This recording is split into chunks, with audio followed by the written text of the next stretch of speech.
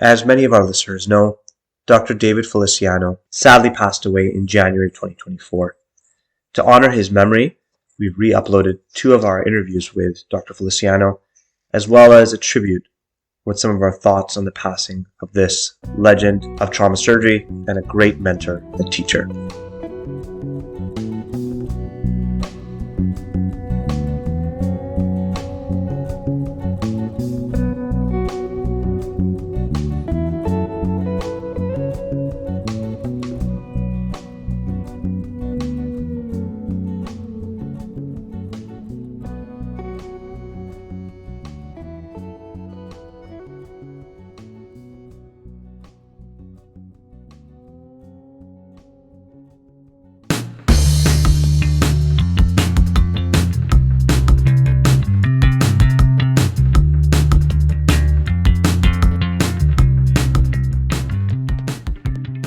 Welcome to the Cold Steel Surgical Podcast with your hosts Amir Farouk and Chad Ball. We've had the absolute privilege of chatting with some amazing Canadian as well as international guests over the past year. While the topics have been broad in range, whether clinical, social, or political, our aims for the podcast continue to remain the same. We hope to inspire discussion, creativity, scholarly research, and career development in all Canadian surgeons. We hope you enjoy our second season as we continue to highlight some incredible guests, deliver detailed masterclass sessions on a myriad of clinical topics, and introduce some fresh new features such as debate and companion formats. We hope you relish the podcast as much as we do.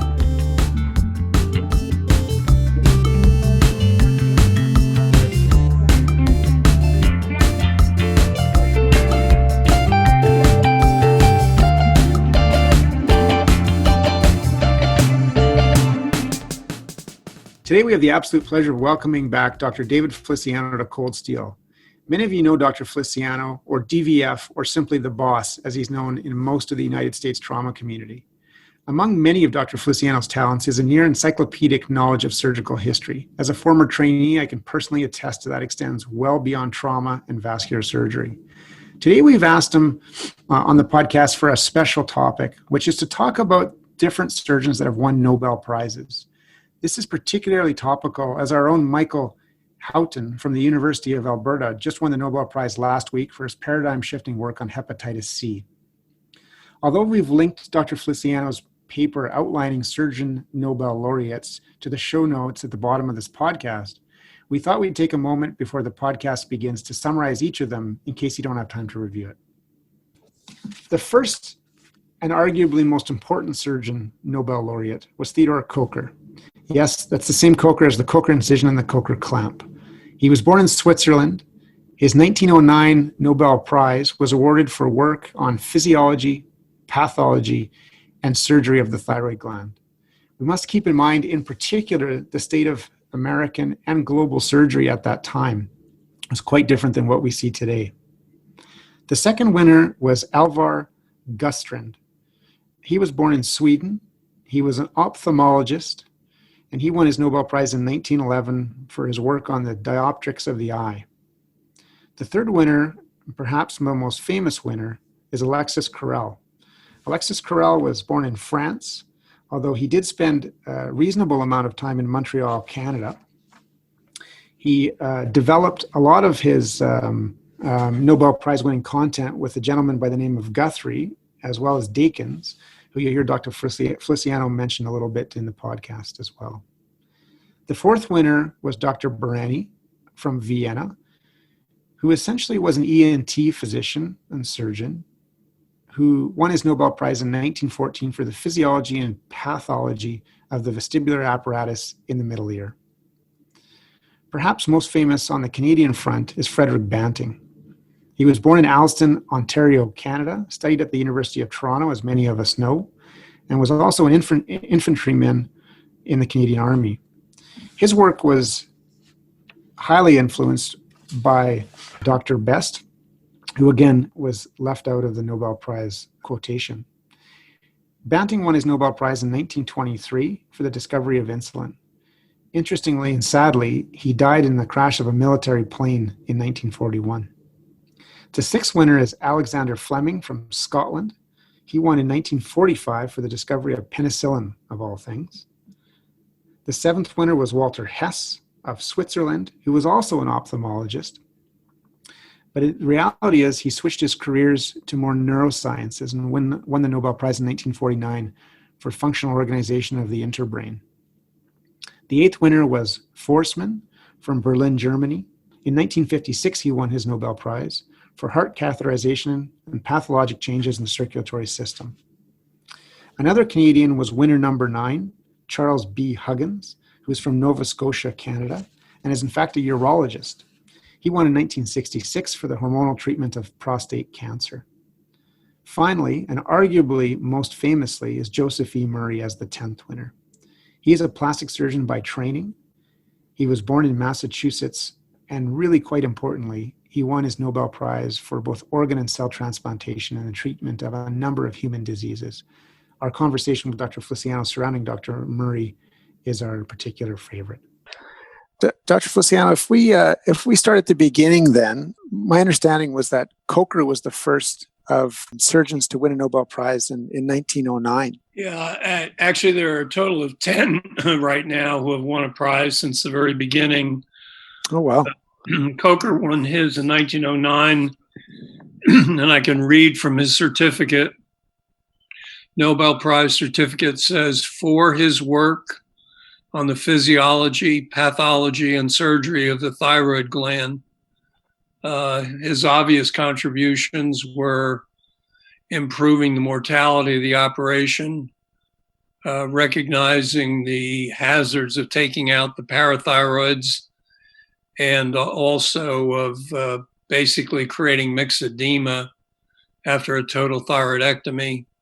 If you read his early papers, there was a substantial mortality when he first started his career in the 30% range with the routine thyroidectomy.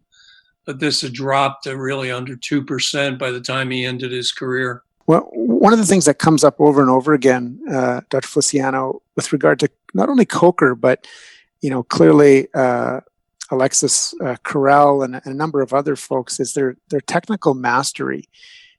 How do you how much weight do you put into that, and also how do you think that impacted their tremendous careers from the laureate side of things? People, the surgeons who have won the Nobel Award have often not been practicing surgeons. Many of them did their work in the lab. For example, Carrel never passed his exams in France to go on the faculty at the University of Lyon, and that's how he ended up first in Canada and then in the United States at the University of Chicago. And other than his work in the laboratory with C.C. Guthrie at the University of Chicago and later at the Rockefeller Center, his work was really in laboratory animals, tissue culture, things like that. It is of interest, however, that his particular interest in vascular repair, as everybody knows, was prompted by an assassination attempt on the president of France, in which there was a stab wound to the portal vein. And the individual, the president, died from exsanguination. And even though Carrel at the time was only a student, he questioned his professor in France on why couldn't they just fix the darn thing. And this prompted a lot of his later work with Guthrie at the University of Chicago, in which, they published nearly 30 papers in somewhere between a year and a half and 2 years. And the list of contributions is incredible. Another example is Fleming, the originator or the discoverer of the penicillium mold, who passed all of his exams for the Royal College of Surgeons in England, but never practiced surgery and simply went into a lab at the university because that was evidently his prime interest. Charles Huggins has spent a career in urology at the University of Chicago because his chairman told him that's what he should practice. But really, many of his contributions were in the hormonal treatment of cancer, with oophorectomies and orchiectomies. And his Nobel is not for any technical feat, but simply because the amount of time he spent looking at the endocrine effect on certain cancers. So it's a varied group of people with a varied group of interests, and many of them were clinical surgeons, and many, of course, were not. So it just goes to show that surgeons can be a very good surgeon scientists and contribute immensely. In your experience and with your knowledge, which one of these folks would you say essentially balanced the clinical side with the research or basic science side the best? Would that have been Coker?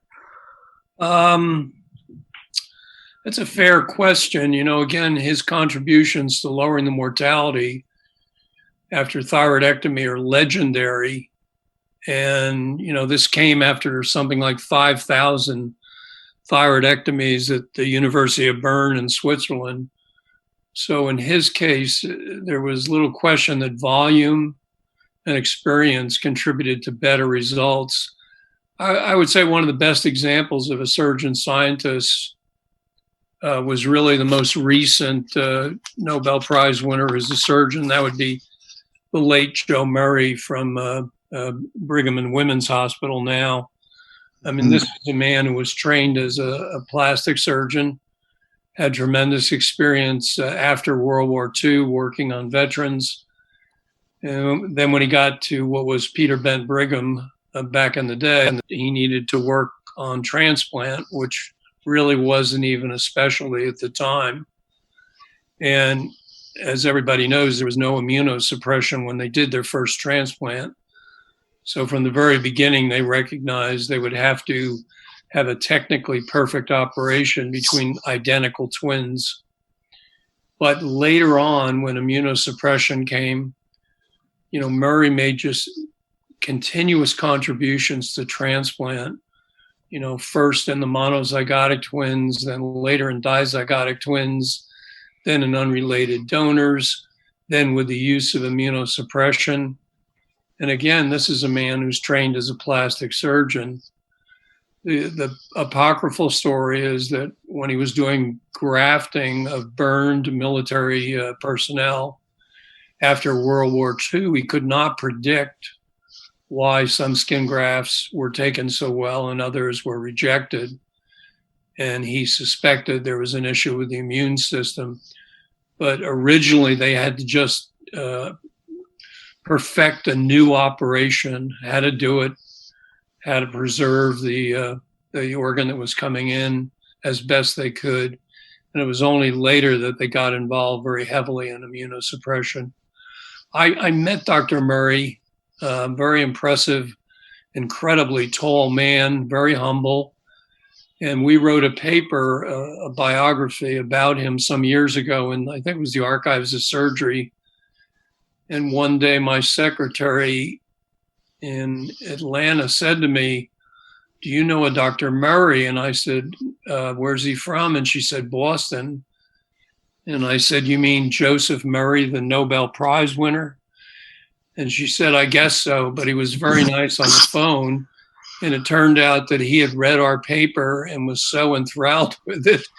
It's his own biography, by the way, that he wanted extra copies for his family, which we readily sent to him. So very impressive man, needless to say. Yeah, he's a fascinating guy, and for so many reasons.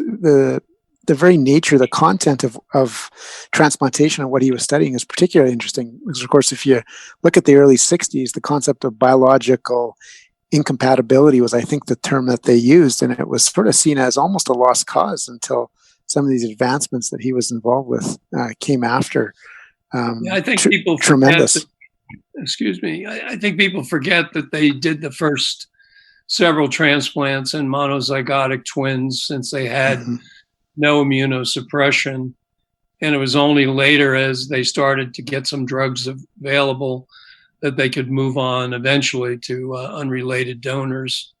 It's a great story. There are a lot of people involved. Certainly, Franny Moore deserves some credit, the long-term chief of surgery at the Brigham, for sort of encouraging these efforts, for directing Murray, obviously a very bright and experienced guy, into the field, for bringing in a local nephrologist to sort of monitor the activities. This was really a team effort. Murray got the Nobel Prize, but there was always a question about whether Franny Moore should have received some credit, though he did not do the original operation, though he did carry the kidney from one operating room to another.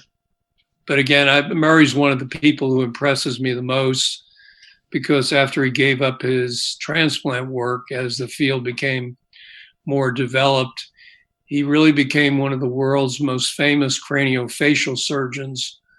And for a period of time, they invited Paul Tessier over from France to work at the Brigham and advance the field of craniofacial surgery with these two giants working together.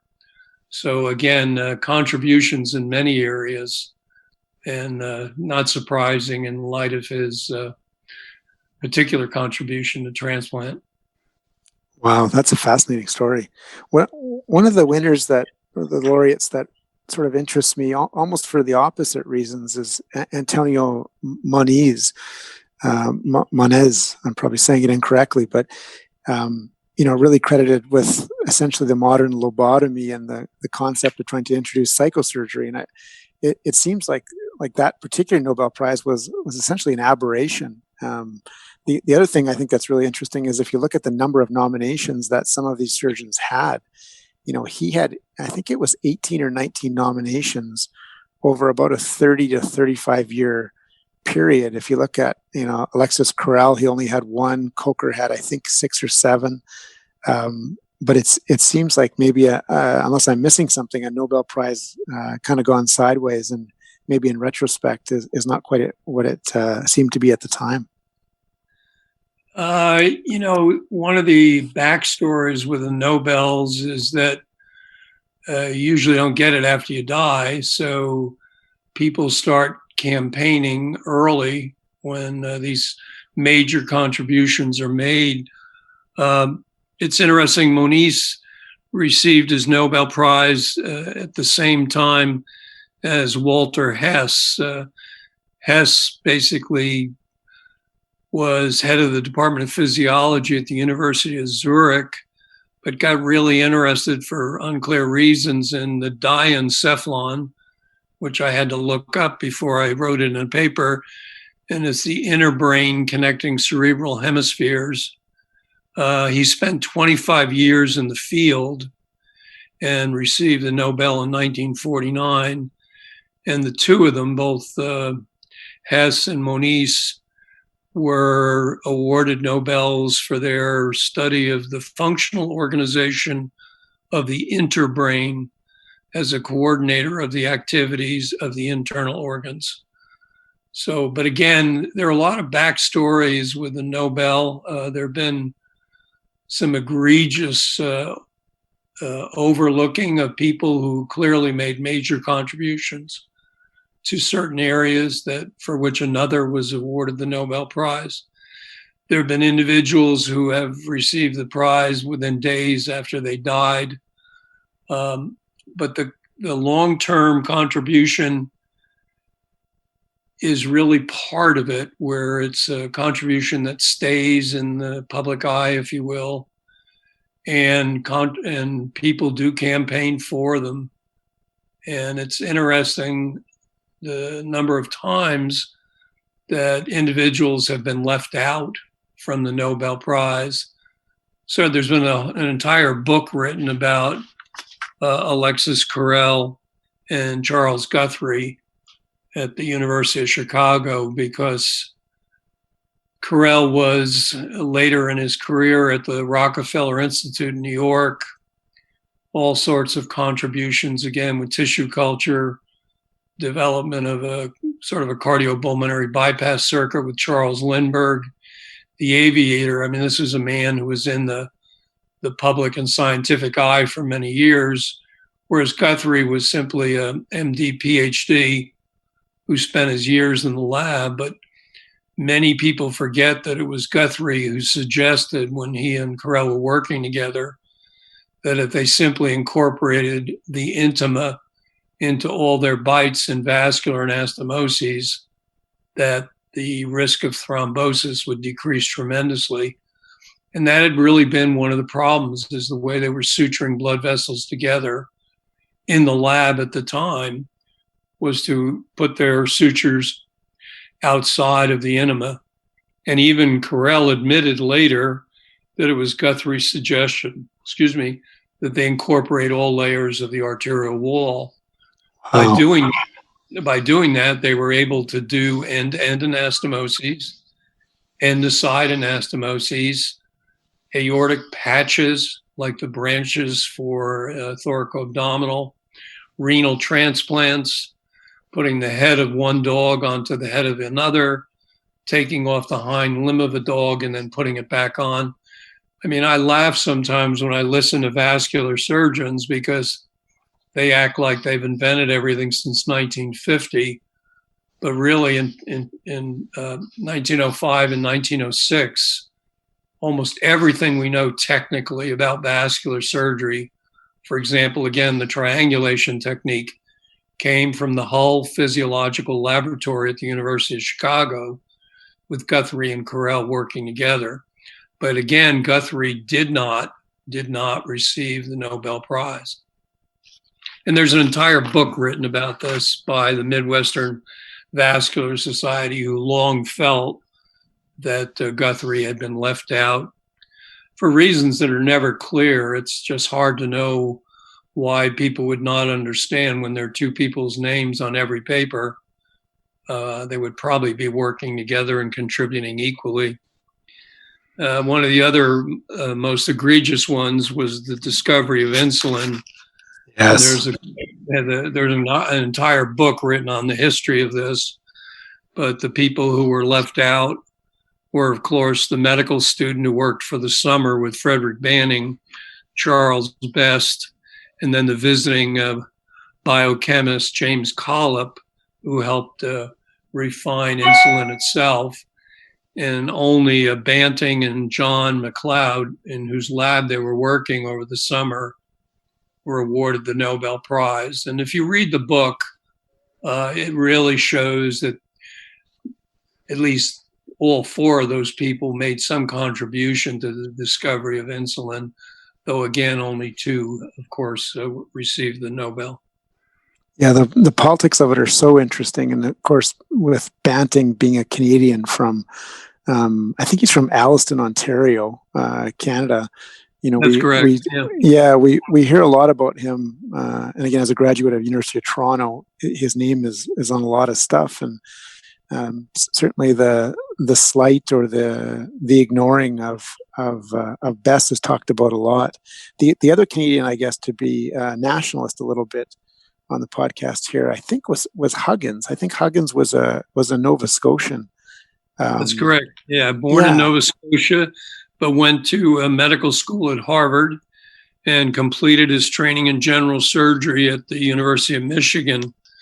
When he went on faculty, as I mentioned previously, the chair of surgery at Chicago at that time was the legendary Dallas Feemister, who was chair there for a long time. And he recommended that, for whatever reason, that Huggins go into urology, and he eventually established a laboratory for cancer research where he made many of the contributions regarding the effect of hormones on cancer, particularly cancer of the prostate and cancer of the breast. And then he had a variety of other contributions during his career. He was really a true scientist as well. One of the interesting things that you write about in your paper about Nobel Prize winners in surgery is sort of the complicated history and background behind some of these surgeons. Like, for example, I think we've been talking a lot about Alexis Carrel, and one of the things you bring up in your paper is sort of his leanings towards Nazism and authoritarian regimes.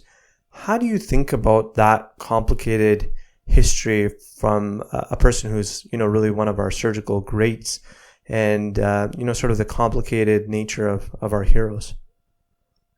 It's interesting that he received his Nobel many, many years before his sort of liaison with the Vichy France regime. And I think, however, it has really clouded his legacy. As most people know, there are many people in France historically who, after the war, felt he was a collaborator. I've read at least 2 books on this, and it's not clear that he was a collaborator. What he wanted from the Nazis was money to establish this Institute of Man. But the reason I got interested in him was that when he died, his widow left all of his papers to my medical school, Georgetown University in Washington, D.C., because one of the chairs there, who was a mentor of mine when I was a student, Charles Huffnagel, met him and befriended him after the war. And so naturally, because of the connection to my school, I did read a bit about him. Obviously, a very controversial figure, but again, his Nobel Prize far preceded all of his political stuff. If you want to read some interesting surgical history, I can recommend 1 or 2 books on Carrel, because he was obviously a brilliant guy, made tremendous contributions in various areas of science, as I mentioned. And every time I'm on rounds, Chad can probably tell you that if anybody mentions Dakin's solution, I go into a long dissertation on who Dakin's was and what was his connection to Carrel, particularly if I hear it called Carrel's solution, because, of course, Dakin's was the biochemist who joined him in France during World War I, sent over by the Rockefeller Center to figure out if there was a chemical they could use to prevent all the soft tissue infections. And of course, that chemical is diluted Clorox, as we all know. It's interesting, boss, to contemplate, I think, where these 10 folks are from, where they were born and where they were raised. Do you sense any pattern in either the countries or the regions or the educational systems or the pathways in any of these folks, or are they really 10 separate train tracks, so to speak? I've never thought about it, Chad. I'm just looking at the paper, and Coker was from Switzerland. Gullstrand in ophthalmology was from Sweden. Carrel was from France. Barony was from Austria. Fleming, of course, was from Scotland. No real pattern, just, I guess, reflecting the history of the development of surgery and science being in Europe. You can see that all of these early winners were really Europeans. And it wasn't until Huggins and then Murray, much, much later, that Americans were involved. Now, certainly in other specialties, Americans have really dominated the Nobel Prize in medicine and physiology for many years. But in surgery, not shocking that it came much, much later than all the early prizes that went to European surgeons. If I ask him maybe a tough question, Dr. Feliciano, I don't know, but who would you think is still alive now, or would come to the front of your mind about, who should be in the running or consideration for a Nobel Prize at this point in surgery? And in particular, I realize, your long history with Dr. DeBakey, both as a trainee and as a colleague and a partner in Houston. And I certainly recognize that he's not with us anymore. But what's your sense of someone like that, for example? would he be in theory a reasonable candidate, or is that not even close? Or where do you frame him and others? Yeah, I'm no expert on this, but without question, his volume of contributions in vascular and cardiac surgery would make him an obvious candidate. I think the issue was there one single contribution that changed the field? There's some controversy about his invention of the roller pump, whether he borrowed some idea there or just worked with an engineer who had the idea. But that would be, a mechanical thing, but of course it allowed for cardiopulmonary bypass. His willingness to use synthetic materials for grafts, with the apocryphal story that he sewed the grafts together front and back on his wife's sewing machine. So yes, I think he would have been considered a candidate, but I just suspect that there was no single contribution that stood out so much, that didn't also involve many other people. The individual who has struck me for a long time as being left out was the late Tom Starzl. Yes. Work in hepatic transplantation. Now, I'm blanking on the name of the English surgeon who was also involved, who I believe is still alive. But if you go back and look and read about these original operations for hepatic transplantation, it was a technical tour de force. When you think about it, they were talking about 12 and 15-hour operations in the beginning. One of my favorite memories in my career is I was on a panel at the American College of Surgeons Clinical Congress in Chicago, and it was on liver. So there were, transplant and trauma and elective hepatic resection, and Starzl was on the panel. And about halfway through the panel, after we gave our talks, Starzl stood up and said into the microphone, "I have to leave now. They're in the middle of a transplant in Pittsburgh, and I have to get back to help them finish." This, of course, we were all in Chicago, so evidently these operations took a long time. But if you go back and read some of his science before he did the transplant about the direction of flow in the SMV and in the splenic and so-called hepatotrophic factor, and again, the technical problems, which still occasionally befuddle hepatic transplanters, this man really pushed this idea, and certainly he was one of the few, at the time, who really had the scientific background, the brilliance. This man was a former Markle scholar, and the leadership capability to drive this such that, Pittsburgh remains one of the premier transplant centers in the world for all sorts of transplants, not just the liver, but the small bowel, the heart, lung, etc. So I always thought that he had been overlooked, and I wasn't sure why. Maybe it was not considered to be as quite an important a first as the kidney transplant that Murray did, but clearly this is a transplant that saves a lot of lives. It's not easy to do. The technical and scientific aspects came from Starzl. So he's one. Yeah, it's interesting to reflect on him in particular, not just because of our biases, I guess, of loving the liver, but in visiting Hoogsekeer Hospital, where Christian Bernard did the first cardiac transplanting in Cape Town, there's a very clear and strong link in a lot of the commentary and a lot of the evidence there that he stole not everything, but certainly pieces of what he eventually did from Starzl. So you're exactly right. He's contributed in so many ways.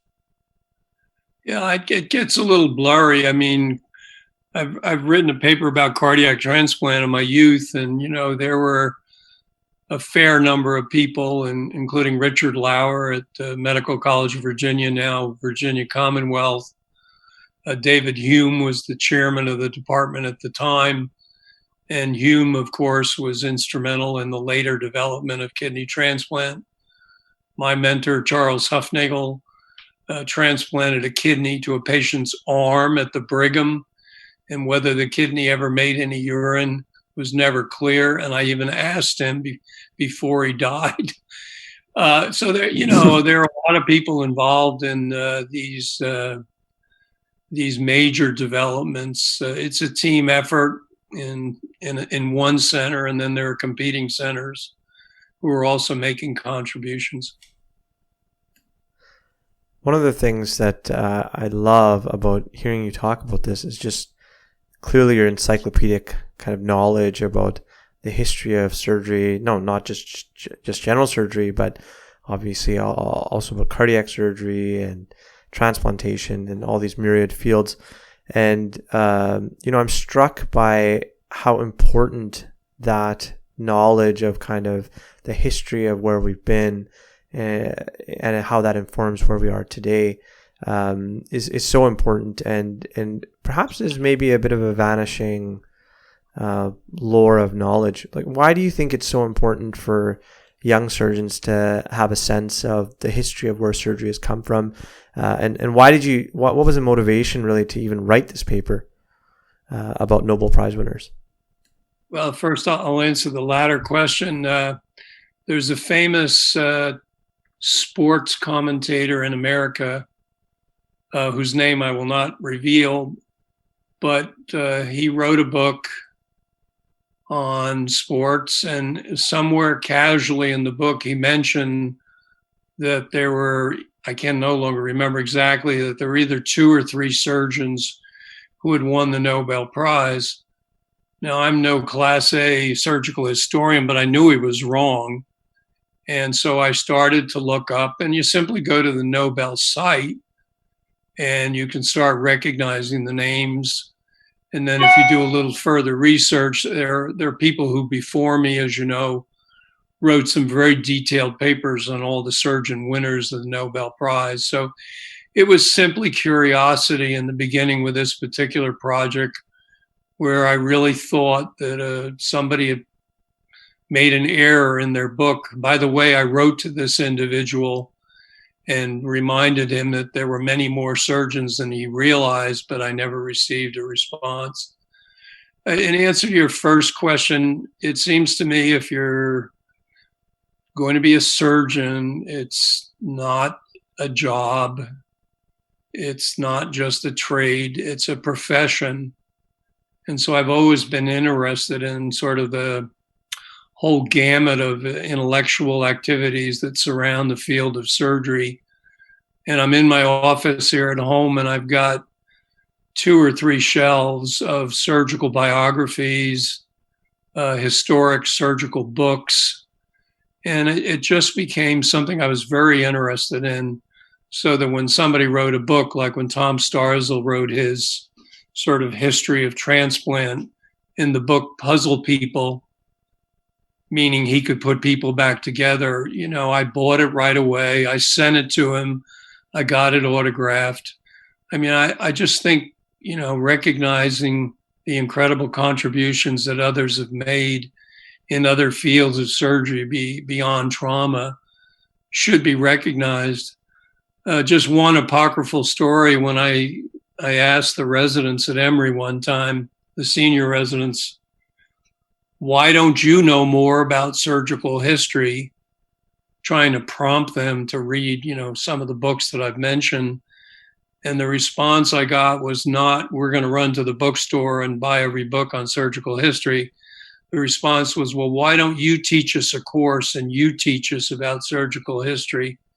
And that response really deflated me, because again, it's, part of the question of what exactly is surgery. And it's much bigger than a day job. It's something you can really immerse yourself in intellectually in many, many different ways. It's interesting, boss, and I brought this up in our first podcast that we did, but one of the greatest gifts you gave me as your fellow was to come to you, the ability to come to you with a research project or an idea or a question that starts with, why isn't this like this, or can we do this with that? And your ability to put that into a 50, 100, 150 year history of why that was a good idea or why that was not a good idea or how it had been tried again was something that, I'll thank you until the day I die, but in particular, it has framed a lot of the things you're talking about. It's framed the entire way I look at the field, at the profession. So I just have to thank you for that. And I try my best to impart that on some of our trainees in Calgary. It's really interesting to me that trauma as a field was one of the last to really develop scientifically. We've kind of fiddled around with shock since Walter Cannon, and we still haven't figured out how to bring people back when their pH is 6.8 or 6.9. And there's several failures in academic surgery during my 42-year career. And one of them for sure is that we have not done studies in many areas of surgery where we don't have clear-cut answers. The cancer surgeons with their cancer groups were far ahead of us in outcomes and results of therapy. And it's really only in the past, 2 decades that we've started to do some decent studies. The excuse that's always given is that, we're in a clinical arena. All patients react differently. A variety of therapies work. Therapy changes over time, so it's hard to compare results one decade with the previous decade. But to me, it just shows an intellectual weakness.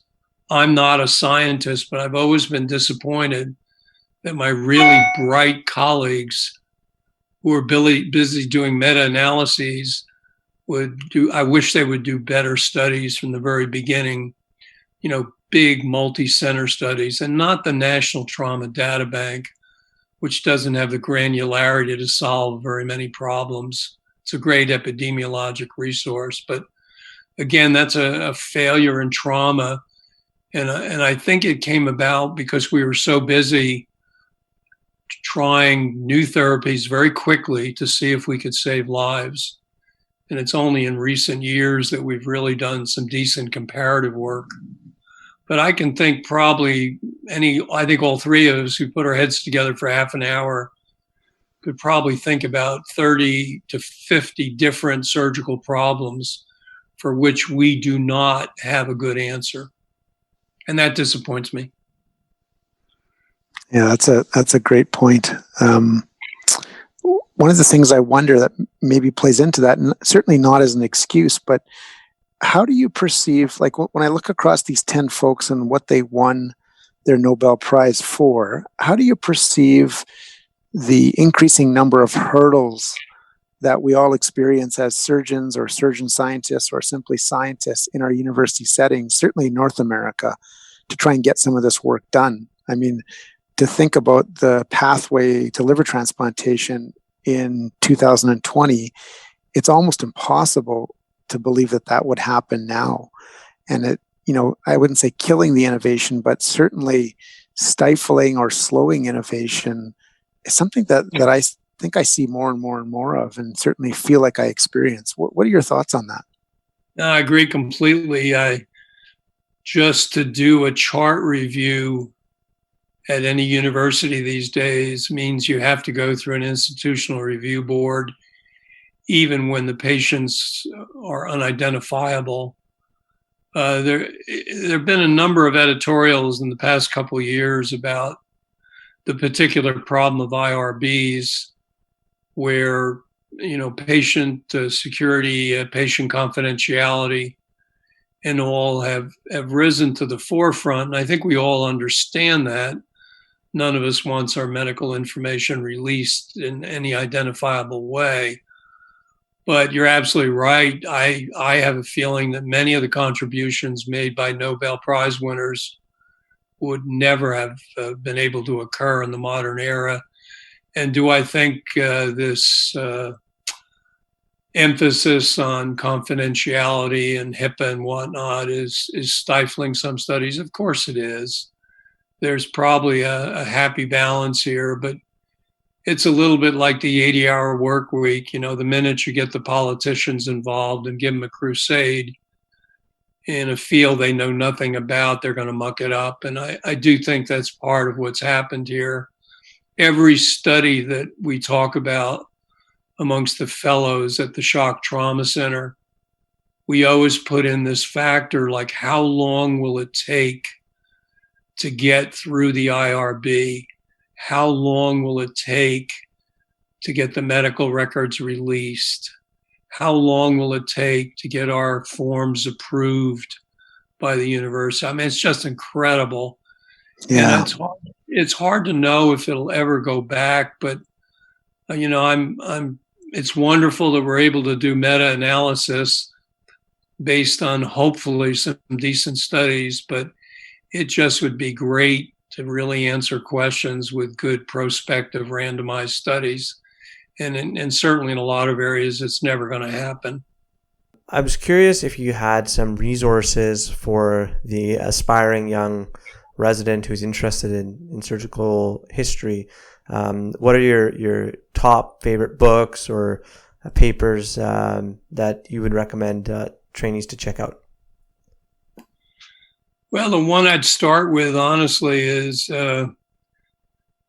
Surgery and Illustrated History by Ira Ruckow. You know, Ira's a surgeon and basically takes you through world history in certain epochs, identifies all the major players, talks about their contributions, and it's not a hard read. It's really almost like an atlas of surgical history.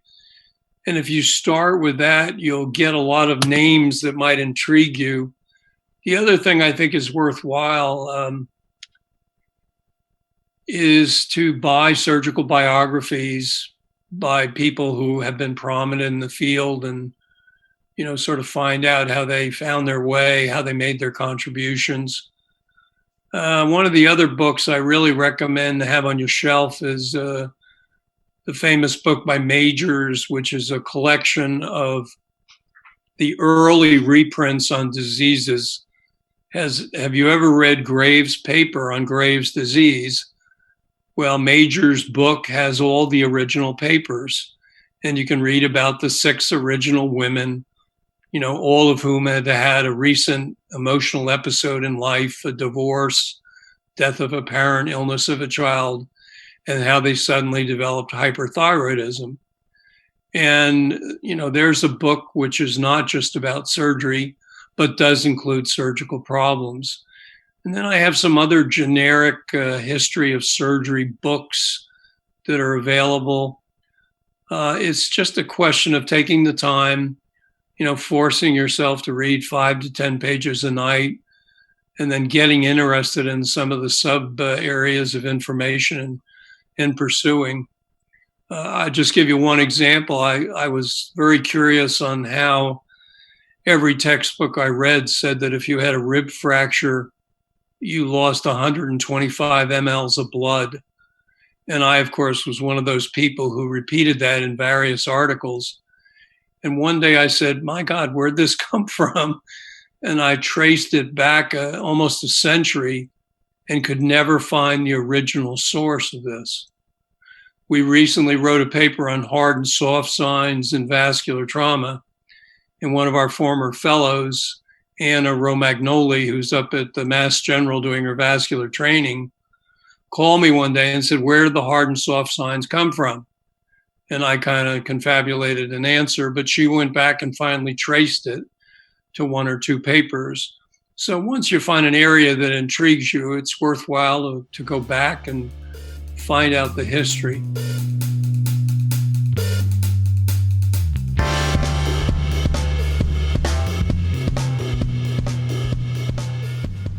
You've been listening to Cold Steel, the official podcast of the Canadian Journal of Surgery.